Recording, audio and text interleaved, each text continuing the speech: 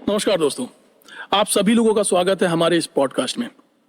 और आज हमारे साथ स्टूडियो में मौजूद हैं मशहूर लेखक निर्देशक अरविंद पांडे जी। अरविंद जी, आपका स्वागत है। अच्छा, आज 23 मार्च है और पूरे देश को पता है कि आज ही के दिन हमारे देश के 3 महान क्रांतिकारी भगत सिंह जी, सुखदेव और राजगुरु, इन तीनों लोगों को फांसी दे दी गई थी। तो आज का हमारा ये पॉडकास्ट इन्हीं लोगों को समर्पित है। पांडे जी, मेरा पहला सवाल है, मतलब ऐसा लोगों का मानना है, ऐसा लोग कहते हैं कि अगर गांधी जी चाहते तो शायद इन तीनों लोगों की फांसी रुक सकती थी। जी जी।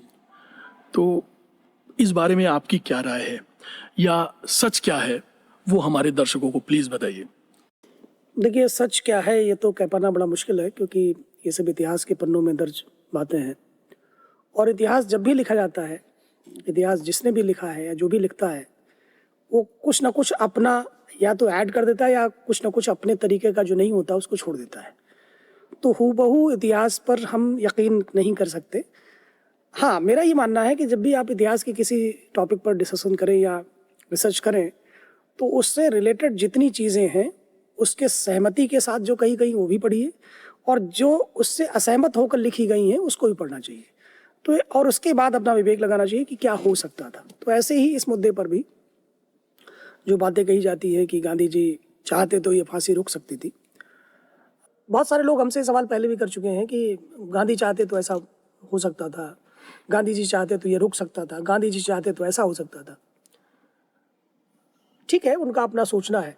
हम ये तो दावा नहीं कर सकते कि बिल्कुल हाँ, अगर वो चाहते तो ऐसा हो सकता था, लेकिन कोशिशें करी गई थी। ऐसा बहुत सारे इतिहासकार, बहुत सारे आर्टिकल्स में मैंने पढ़ा है कि उन्होंने कई अपने तरीके से उस समय के वायसराय से, उस समय के बड़े अंग्रेज अधिकारियों से उन्होंने बात करी। लेकिन मेरा यह सवाल है कि वो ऐसा चाहकर अगर वो ऐसा चाह जाते तो क्या भगत सिंह का बलिदान इतना सार्थक हो पाता जितना हुआ है? यदि उनको फांसी नहीं दी गई होती तो जो क्रांतिकारियों का उद्देश्य था सालों से, वो उसकी पूर्ति नहीं कर पाते जो उनके बलिदान के बाद बहुत हद तक हुई। एक ऐसा जन आंदोलन, एक ऐसा जन आक्रोश लोगों में फैला। जो लोग पहले तक बहुत सारे सरकारी डॉक्यूमेंट्स में आप पाओगे कि क्रांतिकारियों को डाकू लिखा गया, डकैत लिखा गया, बहुत तरह तरह के उन पर आरोप लगाए गए, लेकिन उनको किसी ने ये नहीं माना कि सच्चे अर्थों में देश की आज़ादी के लिए स्वयं को बलिदान दे रहे हैं। अब दूसरी बात, ये सारे क्रांतिकारी किसकी वजह से देशभक्ति के इस महाअभियान से जुड़े थे? गांधी जी की वजह से। जाहिर सी बात है। गांधी जी की वजह से क्यों? क्योंकि उन्होंने एक भारत का भ्रमण किया, भारत की समस्याओं को समझा, और उस समय की सरकार, जैसे आज की सरकार है, इलेक्टेड है, उस समय की सरकार जो है थोपी गई थी, अंग्रेजी हुकूमत थी, सरकार उस वक्त भी थी, अंग्रेजी सरकार थी। तो उनका उद्देश्य अलग था, आज का उद्देश्य अलग है। उन्होंने अपने तरीके से पहले समस्याओं को समझा और उसके बाद अपनी यात्रा शुरू करी, संघर्ष की यात्रा शुरू करी। पहले तो ये पता होना चाहिए कि आज़ादी और गुलामी में अंतर क्या है, स्वतंत्र होना और परातंत्र होने में क्या दिक्कत आती है। तो ये समझ पाना मुश्किल था, क्योंकि सब अपने अपने निजी स्वार्थों के लिए या छोटे छोटे जगहों के स्वार्थों के लिए लड़ाई लड़ रहे थे। एक बड़ा मुहिम नहीं आया था 1857 के बाद से। सालों तक हम लोग इस बात से तरसते रहे कि क्या हम ऐसा कर पाएंगे कि ये अंग्रेज़, ये गोरी सरकार हमारे ऊपर से जा पाएगी। अब आते हैं भगत सिंह के प्रसंग पर। गांधी जी की प्रेरणा से सारे क्रांतिकारी मुहिम में शामिल हुए, अंग्रेज़ों के खिलाफत में शामिल हुए, लेकिन गांधी जी का जो मार्ग था वो था अहिंसक आंदोलन करना, अहिंसा और प्रेम भाव से अपनी बात को रखना। ये जो क्रांतिकारी थे ये शुरू में तो उनके साथ से, लेकिन जब इन्होंने आंदोलन वापस ले लिया तो उससे आहत हुए। उन्होंने कहा नहीं, हम तो इस सरकार को मार के, बम विस्फोट करके, इनको लूट कर, इनको डरा धमका के यहाँ से इनको विदा करेंगे। अब एक प्रैक्टिकल बात है कि चंद क्रांतिकारी क्या एक सत्ता के शीर्ष पर बैठी जो बहुत सारे देशों में जिसका राज था उसको हटा पाने में कामयाब होता? मतलब मुझे ये प्रैक्टिकल नहीं लगता। और वो लोग जिनके पास 2 जून के खाने को भी समस्याएं थी, क्या भूखे लोग, क्या जो है ठीक से अपनी जिंदगी गुसर बसर ना करने वाले लोग और चंद लोग, मतलब अगर आप गिने क्रांतिकारियों की फौज को तो शायद हजारों में, बमुश्किल हजारों में होगी वो। उनके ऊपर सेना कितनी थी, अंग्रेजी दलबल कितना था, हमारे अंदर के भीतराघाती विभीषण कितने थे, लाखों की संख्या में।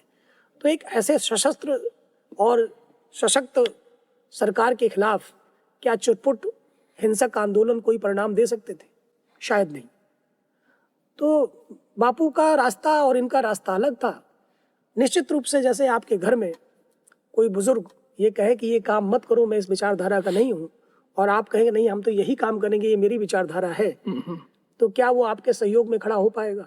नहीं हो पाएगा, कदापि नहीं हो पाएगा। वो आपसे इमोशनल तो जुड़ाव रख सकता है लेकिन वैचारिक रूप से आपके साथ नहीं आएगा, क्योंकि सारी लड़ाई वैचारिक उसकी थी, वैचारिक विचारों की लड़ाई थी कि हम इनको अपने अहिंसक आंदोलनों से इस बात का एहसास कराएंगे कि जो आप कर रहे हैं, जो हम पर शासन चला रहे हैं, वो अमानुष कृत्य है और हम उससे सहमत नहीं है। ये मानवीय संवेदनाओं के खिलाफ है, ये हमारी मौलिक अधिकारों के खिलाफ है। वो अपना रास्ता चला रहे थे। इन्होंने कहा नहीं हम ऐसे नहीं मानेंगे। और अगर आप भगत सिंह जी के प्रसंग को देखेंगे तो ये पाएंगे कि उसके पहले काकोरी कांड हो चुका था। काकोरी कांड में बहुत सारे जो क्रांतिकारी थे वो मारे जा चुके थे, मारे मतलब उनको सजाएं हो चुकी थी।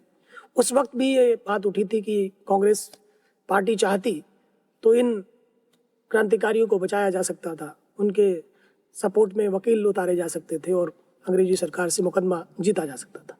लेकिन फिर वही सवाल कि उन्होंने जो रास्ता अख्तियार किया था उसका कतई और कतई समर्थन गांधीवादी लोग और गांधी जी नहीं करते थे। अगर उनके सपोर्ट में वो आते कि भाई इनका मुकदमा कांग्रेस पार्टी लड़े या हम इनके लिए सरकार से गुजारिश करें, तो फिर वही बात होती कि फिर भी वो इन्हीं के समर्थक कहलाए जाते और जो वैचारिक मतभेद था दोनों के अंदर वो नहीं माना जाता। फिर ये बात आती कि गांधी भी अहिंसक होने के साथ साथ हिंसक आंदोलनों के साथ खड़े दिख रहे हैं। तो यहाँ फिर वही बात आती कि वैचारिक द्वंद्वों की ये साफ दिखाई पड़ता है कि दोनों के जो गैप है या जो दोनों के जो लड़ाई का फर्क है वो नहीं है, दोनों एक दूसरे के पूरक हो रहे हैं। शायद इसकी वजह से नहीं सपोर्ट किया होगा। बहुत सारे लोग कहते हैं कि कांग्रेस ने तो इनका चाहा कि ऐसा हो जाता। मुझे जो लगता है, जितनी मेरी अपनी स्टडी है उसमें ये मैंने पाया है कि जब काकोरी कांड के बाद जो क्रांतिकारी आंदोलन था उसके बड़े से बड़े क्रांतिकारी शहीद कर दिए गए, तो भगत सिंह और कुछ जो बचे हुए क्रांतिकारी थे उनको लगा कि अब हम पूरे देश में एक इस सरकार के खिलाफ आक्रोश का माहौल बनाना पड़ेगा हमको। लाला लाजपत राय जी का लाहौर कांड हुआ था जिसमें उनको लाठियां मारी गई थी और वो बेचारे कुछ दिनों बाद उनकी मृत्यु हो गई थी। लाला लाजपत राय कांग्रेस में होते हुए भी थोड़े गर्म दल के समर्थन में थे। उनकी मौत ने एक बार फिर से क्रांतिकारियों को आंदोलित किया और इन क्रांतिकारियों ने तय किया कि इनकी मौत के पीछे जो अंग्रेज अफसर है हम उसको गोली मारेंगे। और उसके बाद इन तीनों लोगों ने जाके वो स्कॉट को मारना था और सॉन्डर्स को मार दिया गलती से। सॉन्डर्स की हत्या ने एक तरह का बहुत बड़ा अंग्रेजी सरकार को एक तरह से हिला दिया और उनको लगा कि नहीं, इसके खिलाफ हमें बहुत सख्त एक्शन लेना चाहिए। इसके तुरंत बाद उन्होंने असेंबली में बम फेंका और असेंबली में जो बम फेंका उसके पीछे किसी का मर्डर नहीं था, किसी की हत्या नहीं थी, कि कोई घायल हो ये भी नहीं था। उनका उद्देश्य ये था कि सरकार हमारी बात को सुने, लोगों में ये बात जाए कि हम सरकार के इन नीतियों के खिलाफ हैं, जो हमारे ऊपर शासन थोपा गया हम उसके खिलाफ है। उन्होंने पर्चे बांटे जिसमें लिखा कि आज़ादी का मतलब क्या है, हमें छोड़कर आप क्यों जाएं और हमारा उद्देश्य क्या है। और उन तीनों क्रांतिकारियों ने अपनी उसमें बटुकेश्वर दत्त जी थे असेंबली में बम कांड में, ये भगत सिंह और बटुकेश्वर दत्त जी थे, उन्होंने अपना सरेंडर किया। मतलब उनको गिरफ्तार करने के लिए पुलिस को कसरत नहीं करनी पड़ी, सरेंडर किया उन्होंने। और उसके बाद अरेस्टिंग हुई तो दोनों केस का इन पर इल्जाम लगा और उसके बाद इनको सजा सुनाई गई। तो सॉन्डर्स की हत्या के जुर्म में इनको फांसी की सजा हुई और बाद में ये भी इस पर भी सजाएं सुनाई गई इनको बम कांड में। अब गांधी जी ने जब सुना तो उनको लगा कि भाई ये लोग तो अभी भी हिंसा का ही रास्ता अपनाए हैं। तो उन्होंने, ऐसा कुछ लोग कहते हैं कि एक प्रस्ताव भेजा किसी के माध्यम से, और ये कहा कि यदि वो हिंसा का रास्ता छोड़ने को तैयार हो जाए, भगत सिंह और उनके साथी, तो कुछ बात और बन सकती है, लेकिन वो इसके तैयार नहीं थे। अब जब तैयार नहीं थे, और दूसरी बात मैंने कहा कि असेंबली में बम मारकर ये शहीद होना चाहते थे ताकि लोगों की सिंपैथी इनको मिले। किसको मिले? सारे क्रांतिकारियों को, क्रांतिकारी आंदोलन को, उनकी विचारधारा को। अगर ये शहीद नहीं होते तो सिंपैथी नहीं मिलती। अगर ये बच जाते गांधी जी के प्रयासों से तो क्या बात हो पाती? तो मेरा ये मानना था कि शायद अगर वो बच जाते, अगर इन्होंने प्रयास किया होता तो बच जाते, तो ये माहौल नहीं होता भगत सिंह के बारे में, यानी उनकी कुर्बानियां और उनके पहले के क्रांतिकारियों की कुर्बानियों का वो असर नहीं मिलता जो आज हम क्रांतिकारियों के तमाम प्रयासों का, तमाम बलिदानों का असर देख पा रहे हैं। मतलब आप ये कहना चाह रहे हैं कि इन तीनों लोगों की फांसी से कि जो हमारा जो क्रांतिकारी आंदोलन है उसको एक नई दिशा मिली, उसको और एक हम कह लें स्पीड अप करा दिया। बिल्कुल, फिजिकल रूप से तो देखिए वो खत्म हो गया, फिजिकल रूप से उसके बाद बहुत कम क्रांतिकारी घटनाएं इस देश में हुई, लेकिन आंतरिक रूप से लोगों में ये बात गई कि ये जो क्रांतिकारी थे, इन्होंने अपनी जवानी, अपनी जिंदगी, अपने सपने, अपने सब कुछ हमारे लिए, यानी उन्होंने अपना आज और अपना कल हमारे आज के लिए कुर्बान कर दिया। ये मैसेज गया। कितनी उम्र थी भगत सिंह जी की? 23 साल, 24 साल। उस जितने भी क्रांतिकारी थे उस पूरे आंदोलन में, मुझे नहीं लगता कि कोई 30-32 साल से ऊपर का रहा होगा। बिल्कुल सही बात। आज हम 30-32 साल की उम्र में नौकरी के सपने देखते हैं। 20-22 साल की उम्र में हम ये देखते हैं कि कोई बढ़िया लड़की हमारी गर्लफ्रेंड बन जाए। हम ये सपने देखते हैं कि हमारा पैकेज क्या होगा, हमारा करियर क्या होगा, हम अब्रॉड शिफ्ट हो जाए, हम करोड़पति हो जाए। वो भी सोच सकते थे। हमसे ज्यादा हैंडसम, हमसे कम हैंडसम वो लोग नहीं थे, हमसे कम उनकी रगों में उबाल नहीं था, उनकी आंखों में भी हमारे जैसे सपने थे। वो भी हमारी तरह किसी माँ बाप के बच्चे थे, उनकी माँ बाप के भी सपने थे अपने बच्चों को लेकर, लेकिन उन्होंने सारे सपनों की कुर्बानी दी हमारे लिए। और हमारे पास इतना भी वक्त नहीं है कि हम उनको फेसबुक पे, सोशल मीडिया ये आज हमारी जिंदगी बन चुका है, हम उनको फेसबुक पर या हम उनको दिली तौर पर 2 शब्द कह सके, याद कर सके, उनके लिए अपनी जिंदगी का एक लम्हा कुर्बान कर सके। जिन्होंने हमारी जिंदगियों के लिए अपना सर्वस्व कुर्बान कर दिया, हम 365 दिन में 24 घंटे क्या, एक दिन क्या, 24 मिनट क्या, 24 सेकंड भी देने को गवारा नहीं है। ये अफसोसजनक बात है, ये बहुत दुर्भाग्यपूर्ण बात है कि हमने जिस तरह से अपने क्रांतिकारियों को, अपने शहीदों को, अपने देशभक्त भाइयों को, अपने देशभक्त पिताओं को नकार दिया है, इतनी मतलब बेहूदगी से शायद किसी दुनिया के किसी देश ने अपने बलिदानियों को नकारा नहीं होगा। ये शर्म की बात है। मुझे बहुत अच्छा लगा कि आपके पॉडकास्ट के माध्यम से आज हम इस विषय पर बात कर पा रहे हैं, अपने उन महान क्रांतिकारियों को याद कर पा रहे हैं। कभी कभी तो मतलब इनकी बात करते समय मैं अपना आपा खो जाता हूँ, क्योंकि मैंने बहुत करीब से इस चीज़ को महसूस किया है।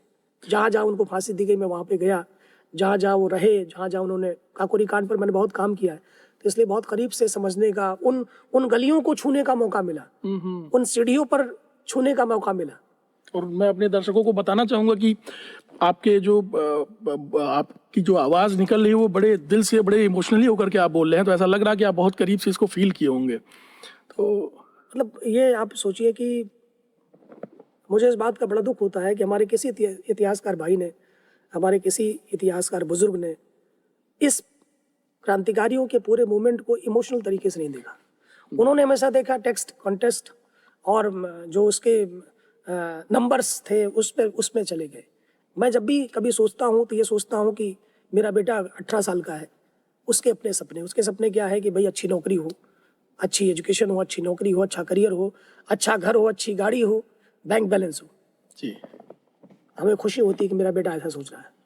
क्या उन क्रांतिकारियों के माँ बापों ने ऐसा नहीं सोचा होगा? बिल्कुल सही बात। आप उसी दौर में याद करिए कि बहुत सारे रईस घरों के लोग बैरिस्टर बनने विदेश गए, सूट बूट टाई और कार से चलते थे।